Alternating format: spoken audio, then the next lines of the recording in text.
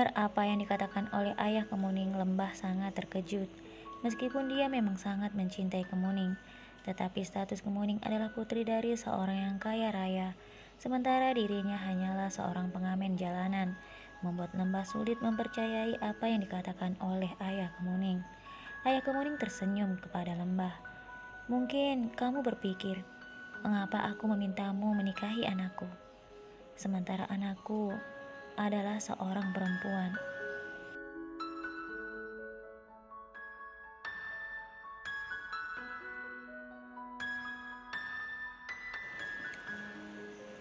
Lembah dan Kemuning hanya tertunduk, lalu ayah Kemuning kembali berkata, "Kenapa kamu diam saja?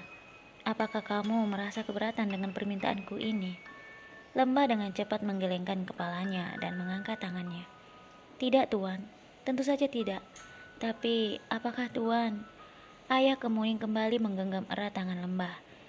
"Jangan ada kata tapi. Jika kamu bersedia, aku serahkan putriku kepadamu mulai saat ini juga. Dan hari pernikahan kalian akan ditentukan oleh kakek dan nenek, karena mereka akan mencari hari baik untuk pernikahan kalian."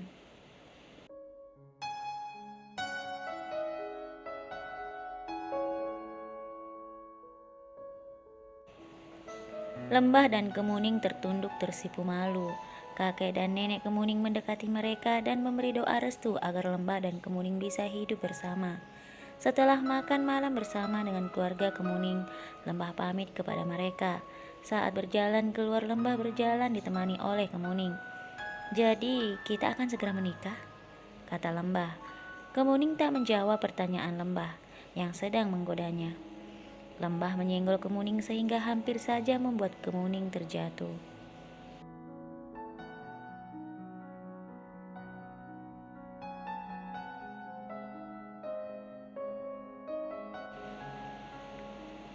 "Lembah, apaan sih?" kata Kemuning sambil memukul manja lengan Lembah. Lembah hanya tertawa. Setelah itu Kemuning menggelitiknya. Lembah membalasnya dengan memeluk Kemuning dan mencium pipinya. "Lembah, di sini banyak anak buah ayah. Bagaimana kalau mereka sampai melihat kita?" Lembah seakan tidak peduli. Dia tetap memeluk Kemuning sambil berkata, "Memangnya kenapa kalau mereka melihat kita?" Kemuning melepaskan pelukan Lembah. "Apakah kamu tidak merasa malu?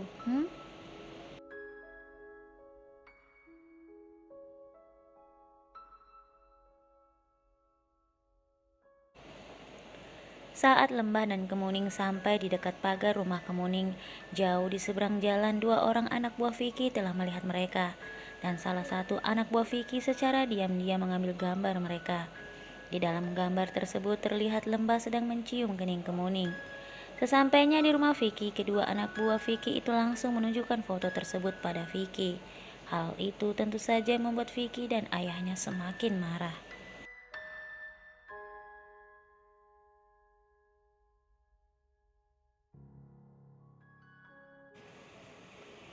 Vicky yang terlihat sangat marah melempar telepon genggam anak buahnya itu ke lantai hingga menjadi hancur.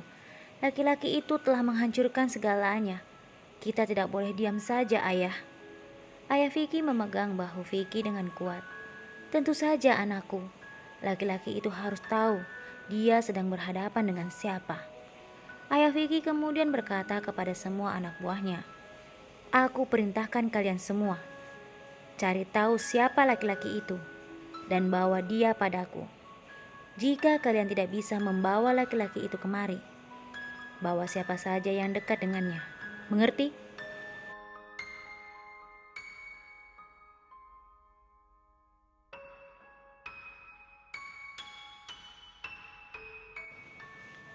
Semua anak buah Vicky serentak berkata, "Baik, Tuan." Suatu hari ketika Lembah dan Kemuning baru saja menghadiri pesta ulang tahun teman Kemuning, telepon Kemuning berdering, dan ternyata itu adalah telepon genggam ayah Kemuning. "Halo, Ayah." Ternyata orang yang menelpon Kemuning bukanlah ayahnya, melainkan neneknya. "Kemuning, cepatlah. Ayahmu sekarang ada di rumah sakit." Mendengar kabar itu, wajah Kemuning nampak pucat. Bibirnya tak mampu berkata apapun. Air matanya jatuh membasahi pipinya. "Ada apa, sayang?" tanya Lembah ketika melihat Kemuning.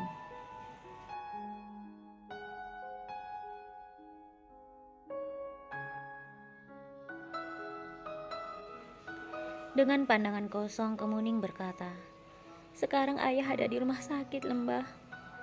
Lembah dan Kemuning dengan cepat melaju menuju ke rumah sakit tempat di mana ayah Kemuning berada. Saat tiba di rumah sakit itu, Kemuning berlari menuju ruang ICU. Kakek dan nenek Kemuning yang saat itu berada di pintu ruang ICU langsung berlari memeluk Kemuning. "Kemuning, ayahmu Kemuning." Kemuning menangis dan meminta agar petugas membuka pintu ruangan itu. Tidak lama kemudian salah satu petugas membuka pintu ruang ICU dan mempersilahkan Kemuning untuk masuk.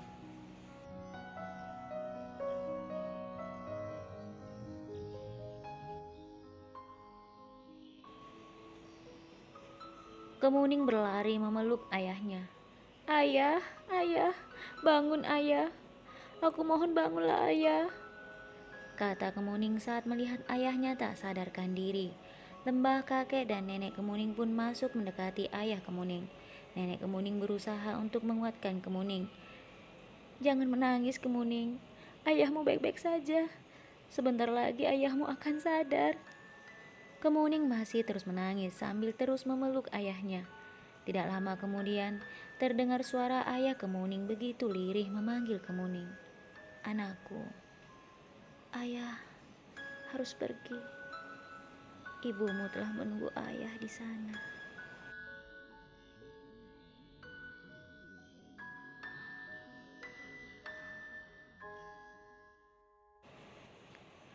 Kemuning tidak terima dengan perkataan ayahnya. "Tidak, ayah. Jika ayah pergi, lalu aku bagaimana, ayah? Bukankah ayah ingin melihat aku menikah? Lalu kenapa ayah ingin pergi? Tolong jangan, ayah. Aku masih sangat membutuhkanmu, ayah," kata Kemuning sambil terus menangis dan memeluk ayahnya. Semua orang yang berada di dalam ruangan tersebut pun ikut menangis, termasuk Lembah. Kemuning yang mengharapkan jawaban dari ayahnya, kini harus menerima kenyataan bahwa ayahnya benar-benar telah pergi meninggalkannya.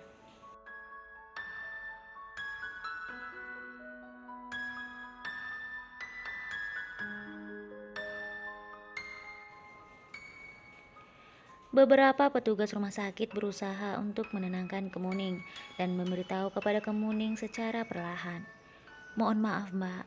Kami sudah melakukan yang kami bisa lakukan. Tetapi sayang, kami tidak bisa menyelamatkan nyawa ayah Mbak. Mbak yang sabar ya." Mendengar perkataan para petugas itu, Kemuning semakin menangis histeris sambil memeluk ayahnya.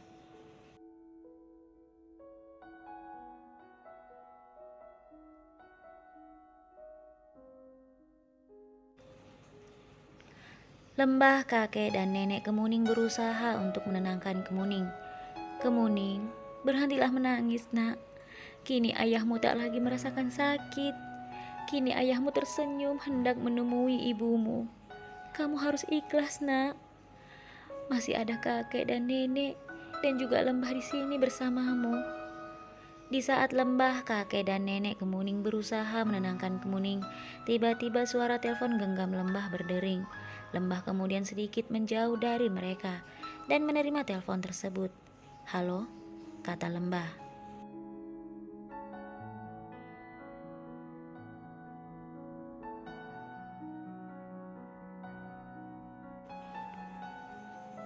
Lalu terdengar suara salah satu teman Lembah di balik telepon itu. "Halo Lembah, kamu di mana Lembah? Tolong kami Lembah." Lembah tampak kaget mendengar suara temannya itu minta tolong. "Halo, kalian ada di mana? Apa yang terjadi dengan kalian?" Kini suara di balik telepon itu bukan lagi teman Lembah, melainkan suara Vicky. "Halo kawan, kamu masih ingat aku kan? Jika kamu peduli kepada mereka, datanglah kemari. Aku rasa aku tidak perlu memberitahu di mana alamatku, karena kamu pasti masih ingat kan?"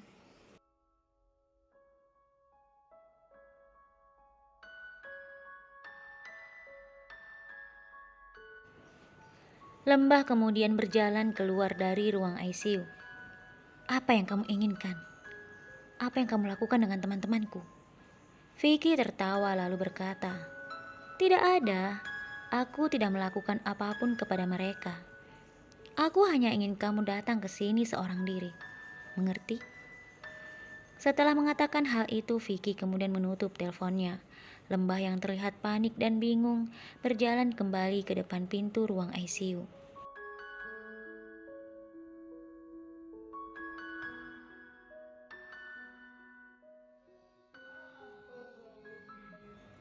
Lembah menatap Kemuni yang saat itu masih sangat berduka atas kepergian ayahnya. Maafkan aku sayang, aku harus pergi sekarang.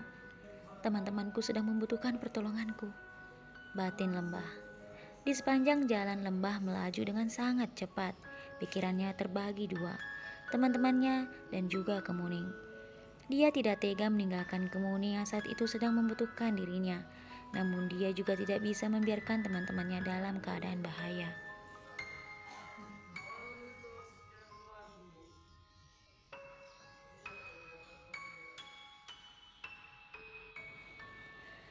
Sesampainya Lembah di depan rumah Vicky, Lembah langsung disambut dengan berbagai macam benda yang mendarat pada tubuhnya.